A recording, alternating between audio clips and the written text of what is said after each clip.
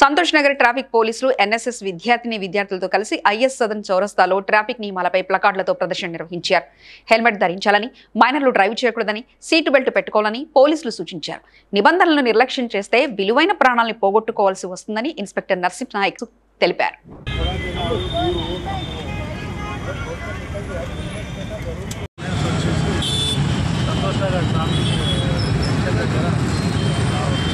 Awareness తీసుకోవడానికి play card ద్వారా wrong route vehicle నడవద్దని, వితౌట్ హెల్మెట్ నడవద్దని, తర్వాత సెల్ ఫోన్ డ్రైవింగ్ నడవద్దని ప్లే కార్డు ద్వారా పబ్లిక్ని అవేర్నెస్ కల్పిస్తూ ఎవరైతే ఇబ్బందులు ఉల్లంఘించిన వాళ్ళ దగ్గరికి వెళ్ళేసి వాళ్ళకు కౌన్సిలింగ్ ద్వారా చేసి వాళ్ళకు వాటి వల్ల జరిగే అనర్థాల గురించి ఎక్స్ప్లెయిన్ చేస్తూ ప్రజల్లో ముఖ్యంగా అవేర్నెస్ ప్లే కార్డు తీసుకొని పబ్లిక్ని అవేర్నెస్ చేస్తూ రాంగ్ రూట్లో డ్రైవింగ్ చేయొద్దని, తర్వాత వితౌట్ హెల్మెట్ లేకుండా వాహనాలు నడపొద్దని చెప్పేసి వాళ్ళు పబ్లిక్తో ద్వారా ఇంటరాక్ట్ అయిపోయి వాళ్ళకు ఎవరైతే ధరించలేదో హెల్మెట్ వాళ్ళకు ఎక్స్ప్లెయిన్ చేస్తున్నారు.